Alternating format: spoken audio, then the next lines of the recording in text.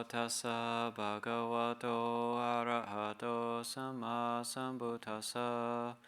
Namo tassa bhagavato arahato sama sambuddhassa.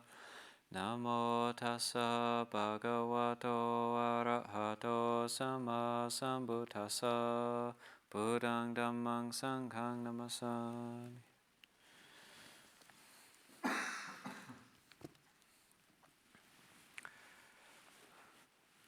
Okay, so starting in with Life of the Buddha by Bhikkhu Ñāṇamoli, using this as a framework, but I found just going through the first chapter, coming to a lot of the suttas, they're quoted by Bhikkhu Ñāṇamoli, and actually going to the full suttas. And some of the translations I'm choosing to use Bhikkhu Bodhi's or even Ajahn Jeff's translations in some places. And this first reading of Life of the Buddha and the birth, there's very little in the suttas, and it talks about some of the miraculous things about the life of the Buddha, but just how to hold it. So like when we hear things like that, things like the Buddha's mother could see him while he was in her womb, and we could spend 3 months trying to prove or disprove whether that was actually the case or not, but that's not the point of reading the life of the Buddha. It's more just getting a feeling for the Buddha's life, getting a feel for the Buddha, taking it in, and just getting a feel for it. So that's what's important.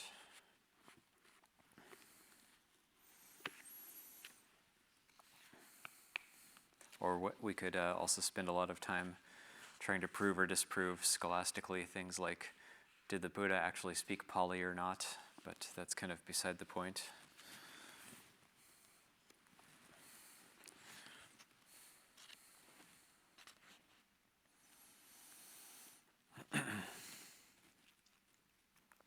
And so we'll just start right into it. This is chapter 1, the birth and the early years.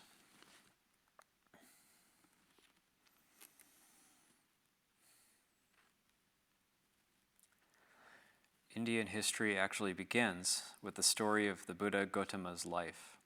Or to put it perhaps more exactly, that is the point where history as a record replaces archaeology and legend. For the documents of the Buddha's life and teaching, the earliest Indian documents to be accorded historical standing, reveal a civilization already stable and highly developed, which can only have matured after a very long period indeed. Now the Buddha attained his complete enlightenment at Uruvela in the Ganges plain, which is called the Middle Country. As distances are reckoned in India, it was not very far from the immemorial holy city of Benares. His struggle to attain enlightenment had lasted 6 years, and he was then 35 years old. From that time onward, he wandered from place to place in central India for the space of 45 years, constantly explaining the Four Noble Truths that he had discovered. The final parinibbana took place as it is now calculated in Europe in the year 483 BC, traditionally on the full moon day in the month of May. The period through which he lived seems to have been outstandingly quiet, with governments well organized and a stable society, in marked contrast with what must have gone before and come after.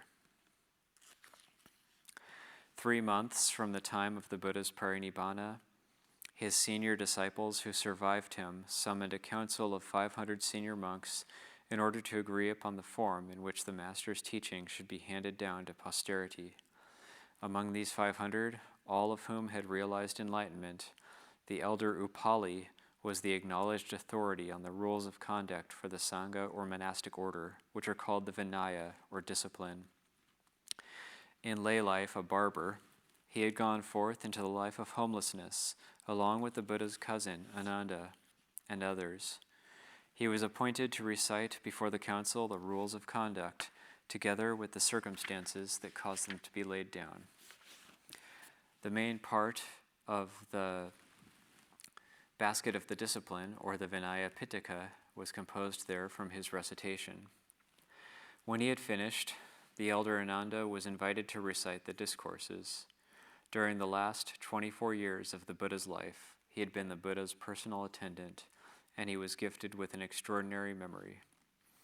Almost the whole of the collections of the discourses in the Sutta Pitaka was composed from his recitation of them with their settings. The elder Upali began each account with the words, Tena Samayena, the occasion was this. But the elder Ananda prefaced each discourse with an account of where and to whom it was spoken, beginning with the words, Ewang me sutan, thus I heard. This narrative of the Buddha's life is taken from these two Pitakas. How they survived to this day is a story to be given later on, but here, to begin with, is the account of the Buddha's last birth, told by himself and related afterward at the council by the elder Ananda. The words were actually spoken in the Buddha's own language, now known as Pali.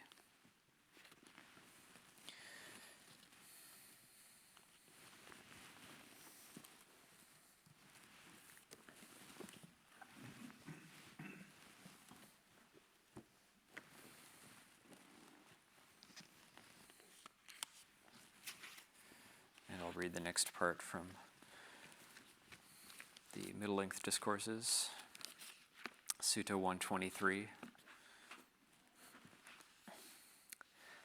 Thus have I heard. On one occasion, the Blessed One was living at Savatthi in Jeta's Grove, Anathapindika's park.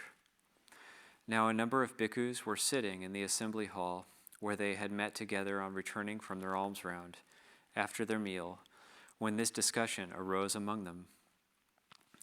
It is wonderful, friends, it is marvelous how mighty and powerful is the Tathagata, for he is able to know about the Buddhas of the past who attained to final Nibbana, cut the tangle of proliferation, broke the cycle, ended the round, and surmounted all suffering, that for those blessed ones their birth was thus, their names were thus, their clans were thus, their virtue was thus, their state of concentration was thus, their wisdom was thus, their abiding in attainments was thus, their deliverance was thus.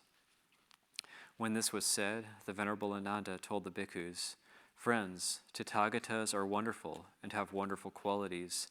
Tathagatas are marvelous and have marvelous qualities.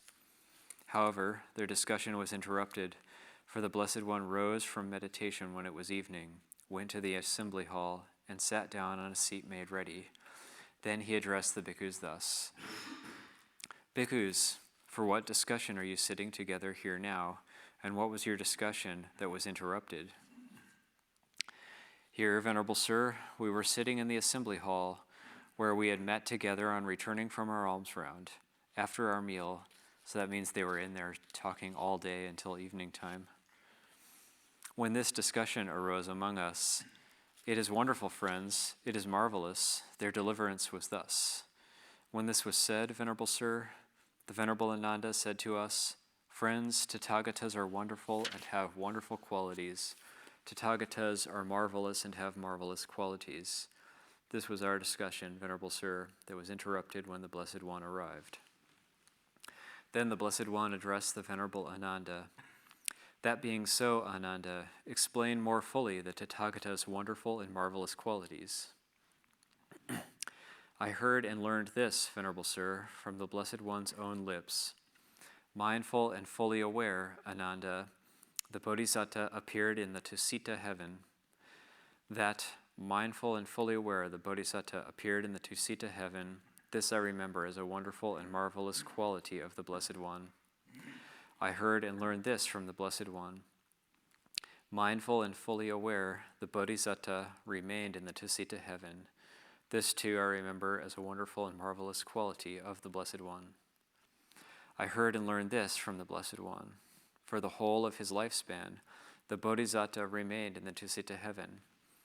This too I remember as a wonderful and marvelous quality of the Blessed One. I heard and learned this from the Blessed One.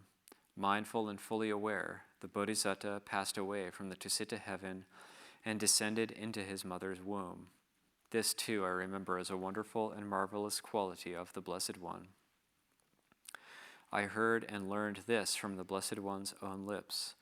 When the Bodhisatta passed away from the Tusita heaven and descended into his mother's womb, then a great, immeasurable light, surpassing the splendor of the gods, appeared in the world with its gods, its Maras, and its Brahmas, in this generation with its recluses and Brahmins, with his princes and people, and even in those abysmal world interspaces of vacancy, gloom, and utter darkness, where the moon and the sun, mighty and powerful as they are, cannot make their light prevail.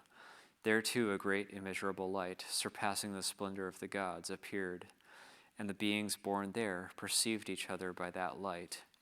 So other beings indeed have appeared here, and this 10,000-fold world system shook and quaked and trembled, and there too a great immeasurable light, surpassing the splendor of the gods, appeared.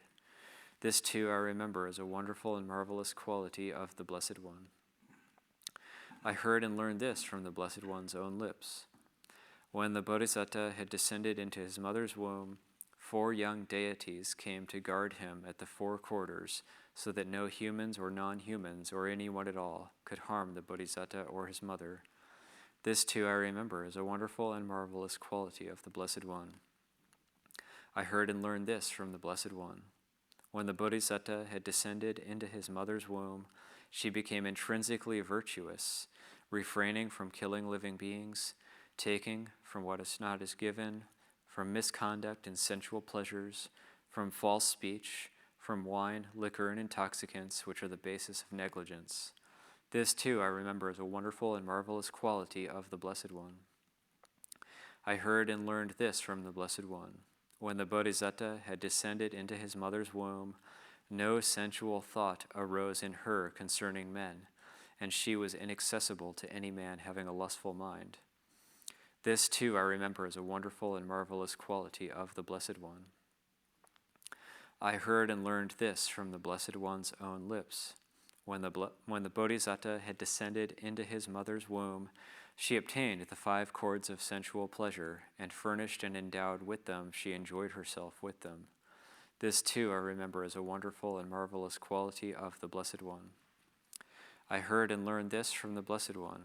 When the Bodhisatta had descended into his mother's womb, no kind of affliction arose in her. She was blissful and free from bodily fatigue. She saw the Bodhisatta within her womb with all his limbs, lacking no faculty. Suppose a blue, yellow, red, white, or brown thread were strung through a fine beryl gem of purest water, 8-faceted, well cut, and a man with good sight were to take in his hand and review it thus. This is a fine beryl gem of purest water, 8-faceted, well cut, and through it is strung a blue, yellow, red, white, or brown thread. So too, when the Bodhisatta had descended into his mother's womb, she saw the Bodhisatta within her womb, and with all his limbs, lacking no faculty. This too I remember as a wonderful and marvelous quality of the Blessed One. I heard and learned this from the Blessed One. 7 days after the birth of the Bodhisatta, his mother died and reappeared in the Tusita heaven. This too I remember as a wonderful and marvelous quality of the Blessed One. Some note on that.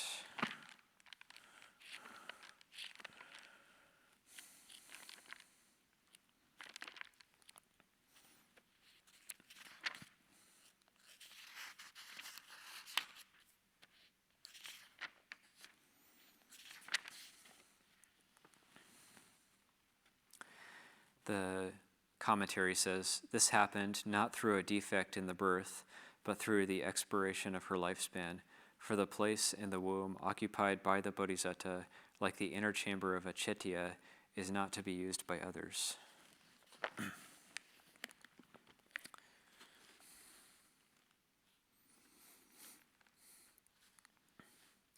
I heard and learned this from the Blessed One. Other women give birth after carrying the child in the womb for 9 or 10 months, but not so the Bodhisatta's mother. The Bodhisatta's mother gave birth after carrying him in her womb for exactly 10 months. This too I remember as a wonderful and marvelous quality of the Blessed One. I heard and learned this from the Blessed One. Other women give birth seated or lying down, but not so the Bodhisatta's mother. The Bodhisatta's mother gave birth to him standing up. This too I remember as a wonderful and marvelous quality of the Blessed One. I heard and learned this from the Blessed One. When the Bodhisatta came forth from his mother's womb, first gods received him, then human beings. This too I remember as a wonderful and marvelous quality of the Blessed One. I heard and learned this from the Blessed One. When the Bodhisatta came forth from his mother's womb, he did not touch the earth. The 4 young gods received him and set him before his mother, saying, "Rejoice, O Queen, a son of great power has been born to you." This too I remember as a wonderful and marvelous quality of the Blessed One. I heard and learned this from the Blessed One. When the Bodhisatta came forth from his mother's womb, he came forth unsullied, unsmeared by water or humors or blood or any kind of impurity, clean and unsullied. Suppose there were a gem placed on kasi cloth, then the gem would not smear the cloth, or the cloth the gem. Why is that? Because of the purity of both. So too, when the Bodhisatta came forth, he was clean and unsullied. This too I remember as a wonderful and marvelous quality of the Blessed One. I heard and learned this from the Blessed One's own lips. When the Bodhisatta came forth from his mother's womb, 2 jets of water appeared to pour from the sky, one cool and one warm, for bathing the Bodhisatta and his mother. This too I remember as a wonderful and marvelous quality of the Blessed One.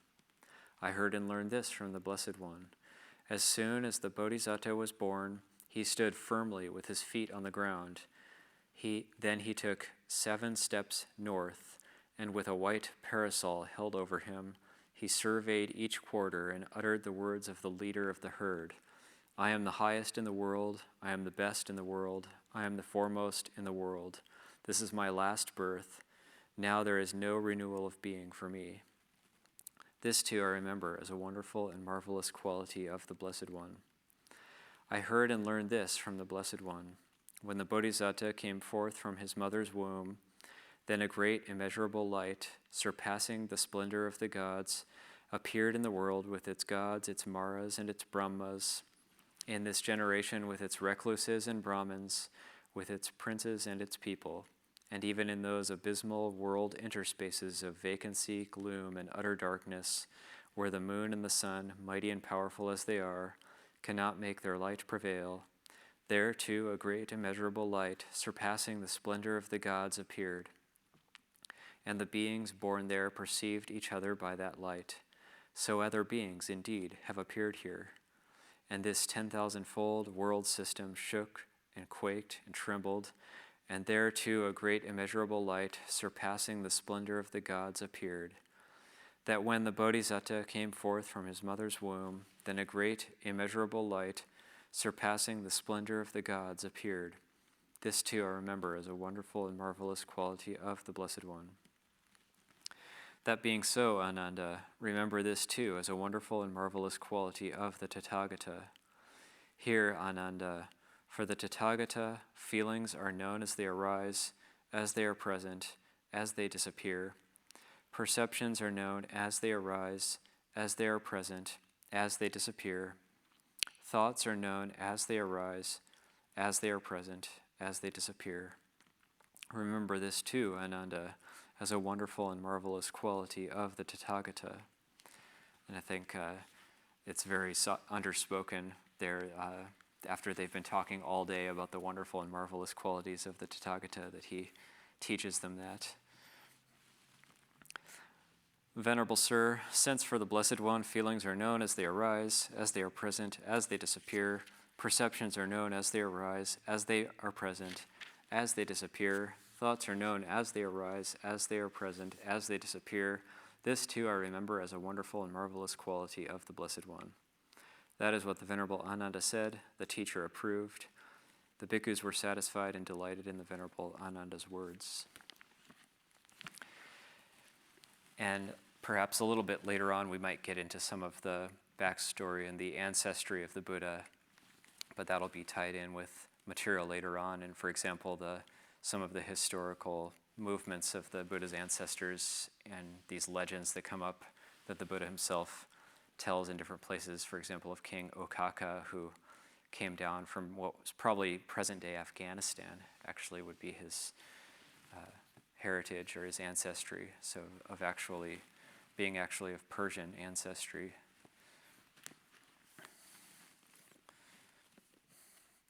And then the next, it goes straight into some of the predictions about the Buddha after his birth. And so instead of reading from Life of the Buddha, I'll read Ajahn Jeff's translation of the Nālika Sutta. This is Samyutta Nikaya 3, Book 3, Sutta 11, Nālika.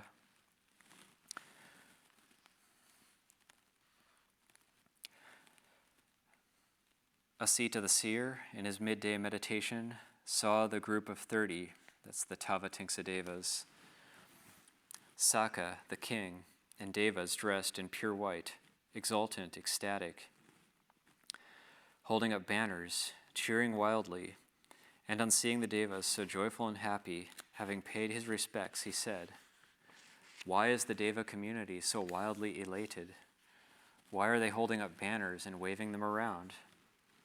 Even after the war with the Asuras, when the victory was the devas, the Asuras defeated, even then there was nothing hair-raising like this. Seeing what marvel are the devas so joyful? They whistle, they sing, play music, clap their hands, dance. So I ask you, who live on Mount Meru's summit, please dispel my doubt quickly, dear sirs. The Bodhisatta, the foremost jewel, unequaled, has been born for welfare and happiness in the human world, in a town in the Sakyan countryside, Lumbini. That's why we're contented, so wildly elated. He, the highest of all beings, the ultimate person, a bull among men, highest of all people, will set turning the wheel of Dhamma in the forest named after the seers, like a strong, roaring lion, the conqueror of beasts." Hearing these words, Asita quickly descended from heaven and went to Suddhodana's dwelling. And Suddhodana, King Suddhodana, is the Buddha's father. There, taking a seat, he said to the Sakyans, "Where is the prince? I too want to see him." The Sakyans then showed to the seer named Asita their son, the prince, like gold aglow, burnished by a most skillful smith in the mouth of the furnace, blazing with glory, flawless in color. On seeing the prince blazing like flame, pure like the bowl of the stars going across the sky, the burning sun, released from the clouds of autumn, he was exultant, filled with abundant rapture. The devas held in the sky a many-spoked sunshade of 1,000 circles. Gold-handled whisks waved up and down, but those holding the whisks in the sunshade couldn't be seen. The matted hair seer, named Dark Splendor, seeing the boy like an ornament of gold, on the red woolen blanket, a white sunshade held over his head, received him, joyful in mind and pleased. And on receiving the bowl of the Sakyans, longingly, the master of mantras and signs exclaimed with a confident mind, "This one is unsurpassed, the highest of the biped race." Then, foreseeing his own imminent departure, he, dejected, shed tears. On seeing him weeping, the Sakyans asked, "But surely there will be no danger for the prince?" On seeing the Sakyans' concern, he replied, "I foresee for the prince no harm, nor will there be any danger for him. This one's not insignificant, be assured. This prince will touch the ultimate self-awakening. He, seeing the utmost purity, will set rolling the wheel of Dhamma through sympathy for the welfare of many. His holy life will spread far and wide. But as for me, my life here has no long remainder. My death will take place before then. I won't get to hear the Dhamma of this one with the peerless roll. That's why I'm stricken, afflicted, and pained." He, having brought the Sakyans abundant rapture, the follower of the holy life, left the inner chamber and, out of sympathy for his nephew, urged him on toward the Dhamma of the one with the peerless roll. When you hear from another the word awakened one, Buddha, or attaining self-awakening, he lays open the path of the Dhamma, go there and, asking him yourself, follow the holy life under that blessed one. Instructed by the one whose mind was set on his benefit, such, seeing in the future the utmost purity, Ñāṇika, who had laid up a store of merit, awaited the victor expectantly, guarding his senses. On hearing word of the victor's turning of the foremost wheel, he went and he saw the bull among seers. Confident, he asked the foremost sage about the utmost sagacity, now that Asita's forecast had come to pass. And although this fast forwards till after the awakening, Ñāṇika is actually probably the 62nd disciple of the Buddha after the first five disciples and Yasa and all of his friends, and this is right after that, is Ñāṇika shows up. Now that I know Asita's words to be true, I ask you, Gotama, you who have gone to the beyond of all Dhammas, I am intent on the homeless life. I long for the alms round. Tell me, sage, when asked, the highest state of sagacity. And the Buddha, I'll teach you a sagacity hard to do, hard to master. Come now, I'll tell you, be steadfast, be firm. Practice even-mindedness, for in a village there's praise and abuse. Ward off any flaw in the heart. Go about calmed and not haughty. High and low, things will come up, like fire flames in a forest. Women seduce a sage, may they not seduce you. Abstaining from sexual intercourse, abandoning various sensual pleasures, be unopposed, unattached to beings moving and still. As I am, so are these. As are these, so am I. Drawing the parallel to yourself, neither kill nor get others to kill. Abandoning the wants and greed where people run-of-the-mill are stuck. Practice with vision, cross over this hell. Stomach not full, moderate in food, modest, not being greedy, always not hungering for wants. One without hunger is one who's unbound. Having gone on his alms round, the sage should then go to the forest, approaching the root of a tree, taking a seat. The enlightened one, intent on meditation, should find delight in the forest, should practice meditation at the foot of a tree, attaining his own satisfaction. Then, at the end of the night, he should go to the village, not delighting in an invitation or gift from the village. Having gone to the village, the sage should not go forcing his way among families. Cutting off chatter, he shouldn't utter a scheming word. I got something, that's fine. I got nothing, that too is good.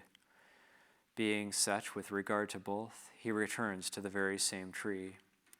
Wandering with his bowl in hand, not dumb, but seemingly dumb.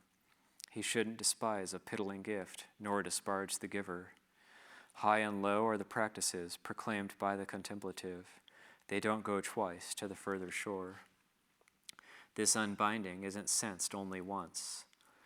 In one who has no attachment, the monk who has cut the stream, abandoning what is and isn't a duty, no fever is found. I'll teach you, sagacity, be like a razor's edge. Pressing the tongue against palate, restrain your stomach. Neither be lazy in mind, nor have many thoughts. Be free of raw stench, independent, having the holy life as your aim. Train in solitude in the contemplative's task. Solitude is called sagacity. Alone you truly delight and shine in the 10 directions. On hearing the fame of the enlightened, those who practice jhana, relinquishing sensuality, my disciple should foster all the more shame and conviction, Hiryotapa.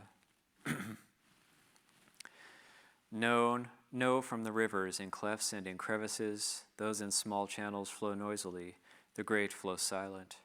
Whatever is deficient makes noise. Whatever is full is quiet. The fool is like a half-empty pot, one who is wise, a full lake. a contemplative who speaks a great deal, endowed with meaning. Knowing, he teaches the Dhamma. Knowing, he speaks a great deal. But he who knowing is restrained, knowing doesn't speak a great deal. He is a sage, worthy of sagehood. He is a sage, his sagehood attained. It's one of my favorites, advice to Nalika and the Sutta Nipata.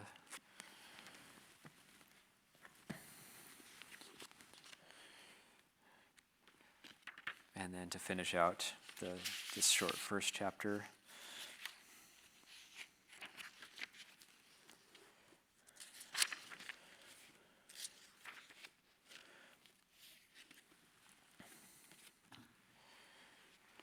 though literature of a later date supplies many details of the early years, the Tipitaka itself has very little to say about them.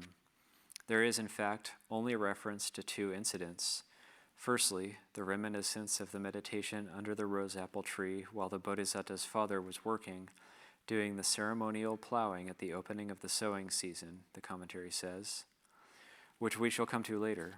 And secondly, there is the account of the three considerations, which correspond to three of the heavenly messengers, the old, the sick, and the dead, seen by the former Buddha Vipassi. And then he goes into those, speaking about those heavenly messengers. We'll finish up with that for now. This is Anguttara Nikaya, Book of the Threes, Sutta 39. It's called Delicate.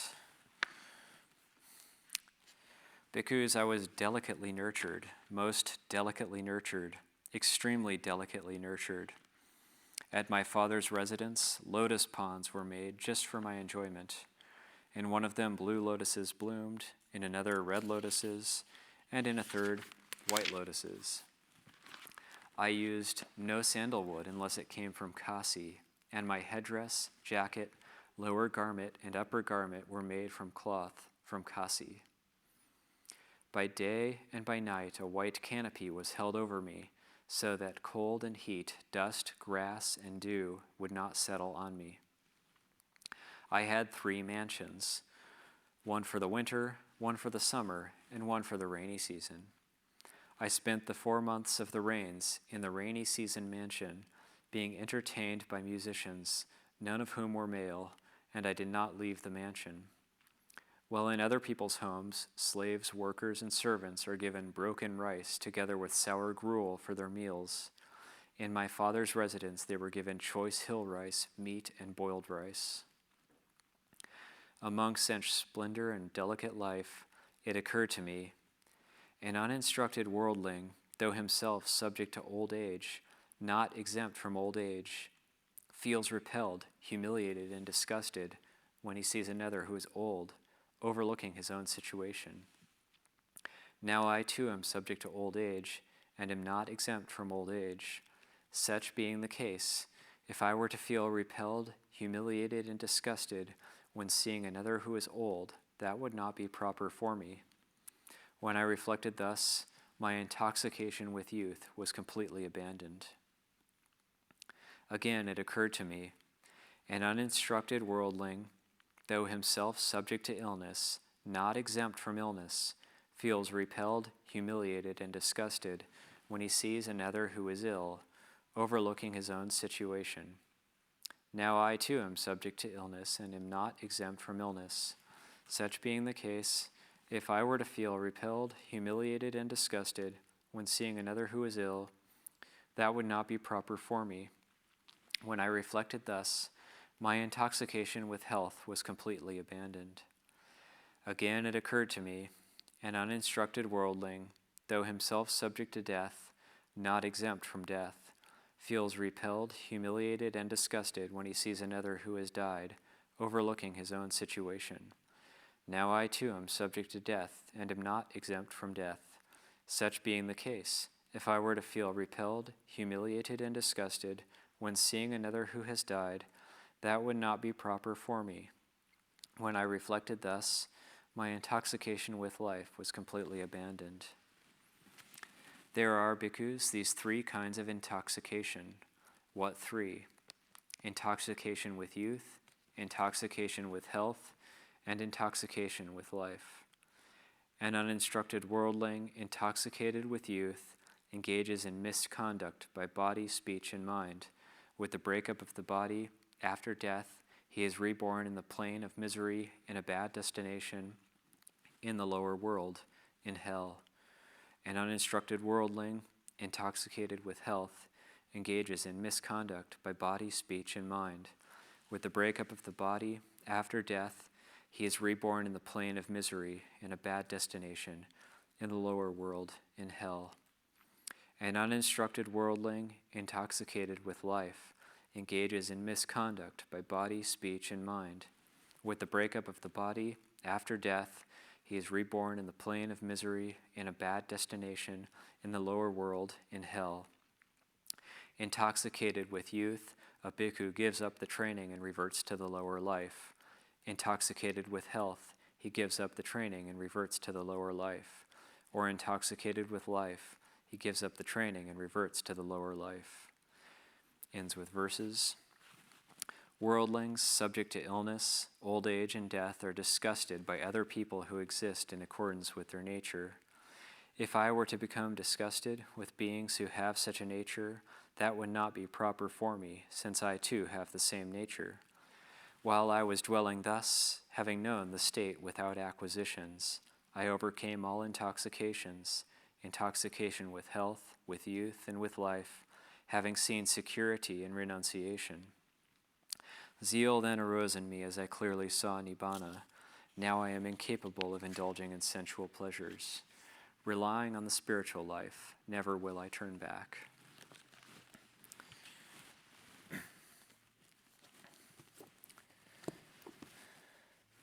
Okay, so that ends just the first chapter, introduction. I'll end it there.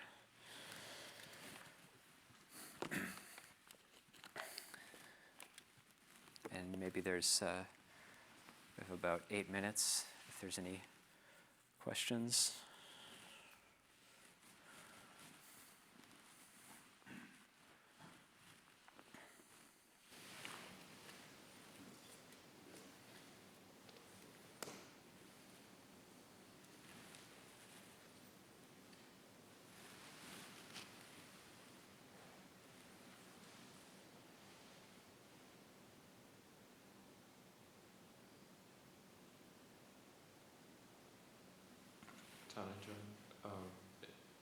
During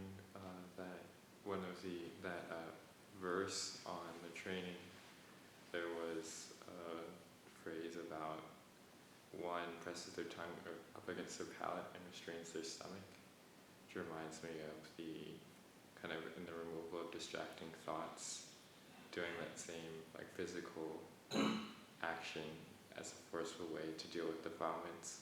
So could you speak about how to, like what circumstances we would deal with defilements forcefully and how to do that skillfully? I missed I didn't hear completely the question. It was in that verses to Nāṇika, the pressing tongue against palate, one restrains one's stomach. Right. Can you speak about ways to forcefully restrain the defilements? Well, we're going to press the tongue against the palate rather than stopping food. It made me think of, I've heard meditation instruction where the tongue is lightly against the palate also before that keeps you from drooling. Yeah, I think that as a, especially you're relating it to the discourse of the restraining of thoughts of the way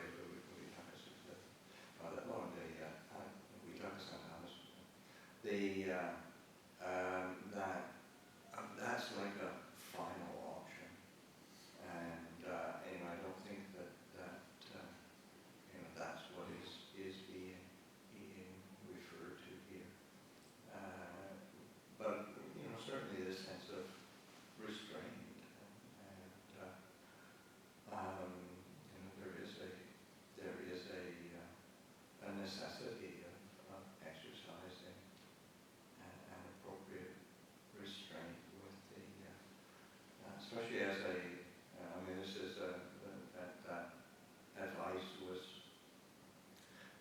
someone who was aspiring to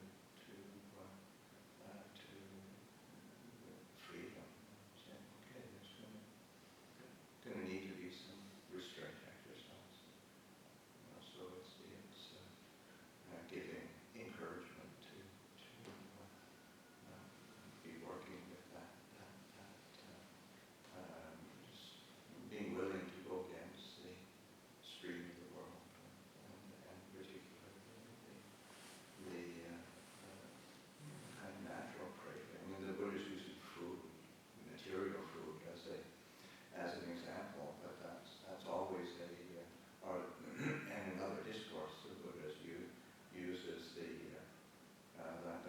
when we understand material food, we understand the six senses, or the pull to the gratification of the six senses. So it's that recognition that one is going to by exercising a certain restraint, then one starts to understand the way that the pull to the senses and to sense desire is how it functions, and how to find some peace within.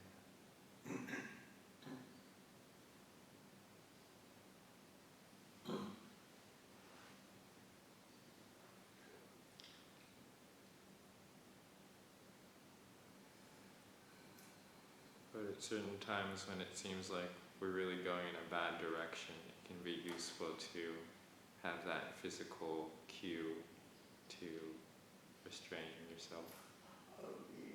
Yeah, I mean, sometimes we do have to